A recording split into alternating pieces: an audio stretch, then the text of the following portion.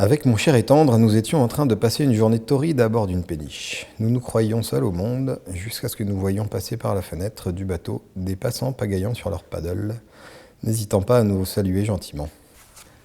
Voilà.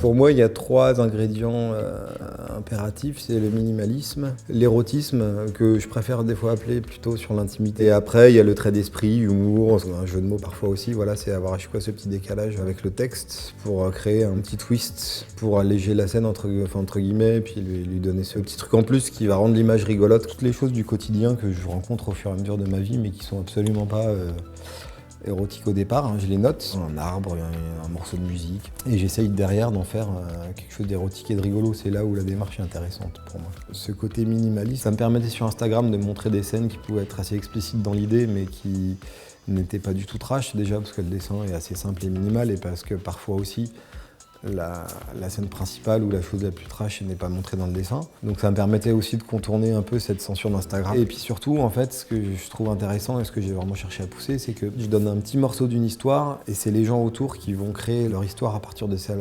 Les gens se servent de mes dessins pour parler entre eux. J'ai beaucoup de témoignages de couples qui me disent au début de notre relation, on n'osait pas parler de ci ou de ça, on s'envoyait tes dessins pour... J'ai même vu, là, en janvier, j'avais une exposition à New York, il y a une fille qui est venue en pleurs m'expliquer que...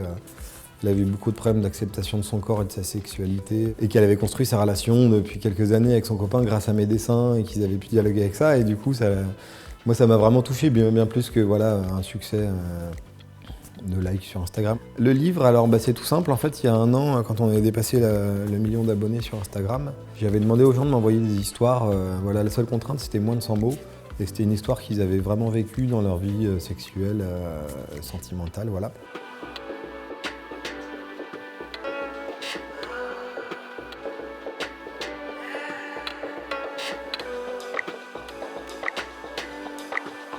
Et j'ai reçu presque 900 histoires du monde entier. On en a gardé 50. On les a vraiment gardées telles quelles, on a traduit celles qu'il fallait, on n'a pas changé le style. Du coup, il y a des textes en vers, il y a des phrases où il y a 2 mots, il y a des textes qui font beaucoup plus. Quelle que soit l'histoire que j'ai reçue et quelle que soit la personne qui me l'a envoyé, le pays d'où ça vient et comment c'était raconté, je trouve que toutes les histoires sont aussi belles. Dans l'époque où on vit, je trouve qu'il y a un côté très rassurant de voir que ce côté un peu animalement, entre guillemets, enfin, aussi naturel que de respirer ou de dormir ou de manger, que le sexe et l'amour, finalement on s'aperçoit que c'est vraiment aussi universel que ça. Une fois qu'on est tout nu, on est tout nu et que quel que soit l'âge ou le pays, donc ça j'ai trouvé ça génial de voir ça, quoi.